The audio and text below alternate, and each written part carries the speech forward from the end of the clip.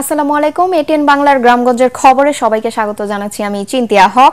শুরুতেই বিআরবি কেবল সংবাদ শিরোনাম।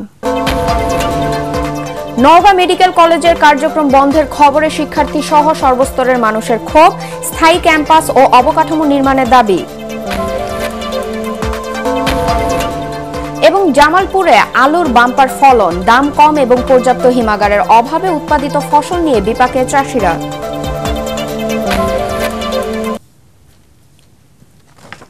শুনছিলেন বিআরবি কেবল সংবাদ শিরোনাম, এবার বিস্তারিত সংবাদ। নওগাঁ মেডিকেল কলেজের কার্যক্রম বন্ধের খবরে ক্ষোভে ফুঁসে উঠেছে শিক্ষার্থী সহ এলাকার সর্বস্তরের মানুষ। মেডিকেল কলেজ বন্ধ না করে স্থায়ী ক্যাম্পাস এবং অবকাঠামো নির্মাণের দাবি তাদের। তবে কলেজ কর্তৃপক্ষ বলছেন একনেকে পাশ হলেই শুরু হবে কলেজের নির্মাণ কাজ। নওগাঁ প্রতিনিধি রায়হান আলমের রিপোর্ট, জানাচ্ছেন জাহিদুল আলম। 2018 সালে সরকারি অনুমোদন পায় নওগাঁ মেডিকেল কলেজ। 2019 সালে 50 জন শিক্ষার্থী নিয়ে শিক্ষা কার্যক্রম শুরু করে কলেজটি। তবে 7 বছরে হয়নি স্থায়ী অবকাঠামো। সম্প্রতি মানহীন আখ্যা দিয়ে সরকার নওগাঁ মেডিকেল কলেজ সহ কয়েকটি মেডিকেল কলেজ বন্ধের খবরে ফুঁসে উঠেছে নওগাঁবাসী। শিক্ষার্থীদের সাথে আন্দোলনে নেমেছে বিভিন্ন শ্রেণী পেশার মানুষ। শিক্ষার্থীরা বলছেন, বিগত বছরগুলোতে ভালো ফলাফল করলেও মানহীন আখ্যা দেওয়া ষড়যন্ত্রের অংশ।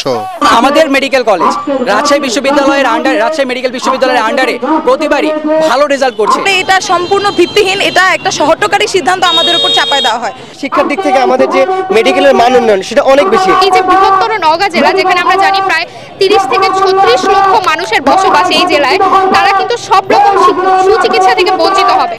মেডিকেল কলেজ বন্ধের ষড়যন্ত্র ঠেকানোর পাশাপাশি স্থায়ী অবকাঠামো নির্মাণের দাবি আন্দোলনকারীদের। মান নিয়ে প্রশ্ন উঠেছে, আপনি মান নিয়ে উন্নয়ন করুন। আপনাকে তো উন্নয়ন করার জন্যই বাংলাদেশের ছাত্র জনতা সরকারে বসিয়েছে। আপনি সেই কাজগুলো ডেভেলপ করেন, একটা স্থায়ী ক্যাম্পাস করেন। নওগাঁতে যে 30 লক্ষ মানুষ বাস করে, এই মানুষের একটা স্বপ্ন তৈরি হয়েছিল এই হসপিটালকে কেন্দ্র করে। সেই স্বপ্নটা ধূলিসাৎ হয়ে যাবে, নষ্ট হয়ে যাবে। কলেজের অধ্যক্ষ জানান, জমি নির্ধারণ সহ স্থায়ী ক্যাম্পাসের অবকাঠামো নির্মাণের ডিজাইন প্ল্যানিং কমিশনে জমা আছে। পাশ হলেই শুরু হবে স্থায়ী ক্যাম্পাসের নির্মাণ কাজ। এখানে জমি নির্ধারণ করা আছে 25 একরের মতো। এটা ফিজিবিলিটি স্টাডি হয়েছে, সবকিছু হয়েছে। এটা যে ডিপিপি, এটা শেষ পর্যায়ে এখন প্ল্যানিং কমিশনে জমা আছে। প্রান্তিক জনগোষ্ঠীর স্বাস্থ্যসেবা নিশ্চিতে এ ধরনের সিদ্ধান্ত থেকে সংশ্লিষ্টরা সরে না আসলে বৃহত্তর আন্দোলন গড়ে তোলার হুঁশিয়ারি নওগাঁবাসীর। Bureau report, ATN Bangla. নির্বাচনের রোডম্যাপ ঘোষণা, পরিকল্পিত মব সন্ত্রাস বন্ধ করা সহ বিভিন্ন দাবিতে বরিশালে বিক্ষোভ সমাবেশ করেছে বাম গণতান্ত্রিক জোট ও বাংলাদেশ জাসদ।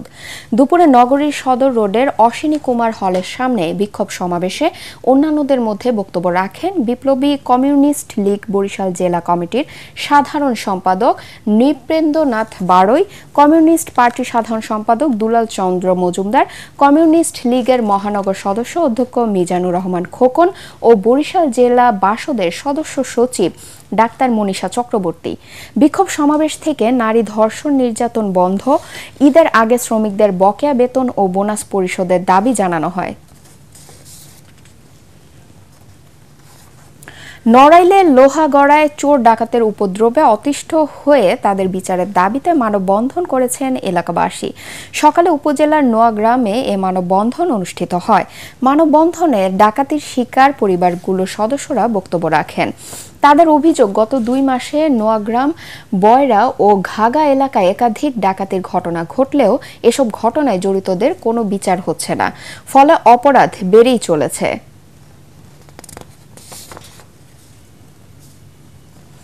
আবহাওয়া অনুকূলে থাকায় চলতি মৌসুমে জামালপুরে আলুর বাম্পার ফলন হয়েছে। তবে ফলন ভালো হলেও হাসি নেই কৃষকের মুখে, কারণ স্থানীয় বাজারে আলুর দাম গেছে কমে। অন্যদিকে পর্যাপ্ত হিমাগার না থাকায় উৎপাদিত আলু নিয়ে বিপাকে পড়েছেন চাষিরা। জামালপুর থেকে লুৎফুর রহমানের রিপোর্ট, জানাচ্ছেন রাশনা দাস। এবছর জামালপুর জেলায় লক্ষ্যমাত্রার চেয়ে বেশি জমিতে আলু চাষ হয়েছে। আলু চাষ বাড়াতে অনেকে ব্যাংক থেকে ঋণও নিয়েছেন। ফলন ভালো হলেও বাজারে আলুর দাম কমে যাওয়ায় হতাশ হয়েছেন চাষিরা। আলু উৎপাদন খরচ এবং বাজারে বিক্রি থেকে হিমাগারে সংরক্ষণ সব মিলিয়ে যে উৎপাদন খরচ হয়েছে তার সমীকরণ মিলাতে পারছে না প্রান্তিক পর্যায়ের চাষিরা। তার প্রতি শতকে 22-23 টাকা খরচ, এরকম বাজার চলে আগামীতে তো আর মানুষ আলুও করবে না, কৃষক তো আমি মরবো। সব বাজার বেশি, কামলা খরচ বেশি এবং লেবার খরচ, হাল খরচ, সার খরচ, বীজ খরচ সবকিছু বেশি, কিন্তু আমরা মূলত বাজার পাচ্ছি না। হিমাগারে আলু সংরক্ষণ নিয়েও রয়েছে নানা অভিযোগ আর ভোগান্তি। জেলায় বিএডিসি হিমাগার সহ আরও 2টি বেসরকারি হিমাগারে 11,500 মেট্রিক টন আলু ধারণ ক্ষমতা রয়েছে। জেলার বিভিন্ন উপজেলা থেকে আলু বোঝাই পরিবহন নিয়ে 5 থেকে 6 দিন হিমাগারের সামনে অপেক্ষা করে পরিবহন চালক ও আলু চাষিরা। আমরা চাচ্ছি যে সরকার যাতে এই বিষয়টা অত্যন্ত মনোযোগ দেন এবং বুঝামজাত যাতে করতে পারি, তাহলে আমরা লস থেকে কিছুটা হলেও বাঁচবো। সরকারিভাবে প্রতি কেজি আলুর হিমাগার ভাড়া 6 টাকা 75 পয়সা নির্ধারণ করা হলেও নেওয়া হচ্ছে 8 টাকা। হিমাগারে জায়গা সংকটের কারণে আলু না আনার জন্য মাইকিং করছে কর্তৃপক্ষ। কারণ হিমাগারের যে ধারণ ক্ষমতা ওইটুকু আমরা নিতে পারবো, এর উপরে আমরা ওভারলোড নিতে পারি না। সেই জন্যই কৃষক বা ব্যবহারী পর্যায়ে একটু সমস্যার সৃষ্টি হইতেছে।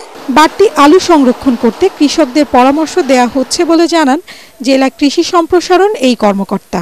কৃষক পর্যায়ে স্থানীয়ভাবে কিভাবে আলু সংরক্ষণ করবেন এই ব্যাপারে কৃষকের পাশে থেকে প্রয়োজনীয় পরামর্শ প্রদান করে যাচ্ছে। উৎপাদিত আলু সংরক্ষণ এবং বাজার মূল্য বৃদ্ধি করতে সরকার দ্রুত উদ্যোগ নেবে এমন প্রত্যাশা জামালপুর আলু চাষিদের। Bureau report, ATN Bangla. ফরিদপুরের নদী ভাঙন কবলিত 1000 দরিদ্র পরিবারের মাঝে ঈদ উপহার হিসেবে খাদ্য সামগ্রী বিতরণ করা হয়েছে। শহরের চর টেপুরাকান্দি এলাকায় এসব বিতরণ করে বেসরকারি উন্নয়ন সংস্থা ফরিদপুর ডেভেলপমেন্ট এজেন্সি এফডিএ। খাদ্য সামগ্রীর মধ্যে ছিল চাল, ডাল, চিনি, তেল, সেমাই, গুঁড়ো দুধ ও ছোলা। অতিরিক্ত জেলা প্রশাসক সোহরাব হোসেন, এফডিএর প্রতিষ্ঠাতা আজহারুল ইসলাম ও নির্বাহী পরিচালক আবু সাহের আলম সহ অন্যান্যরা এ সময় উপস্থিত ছিলেন।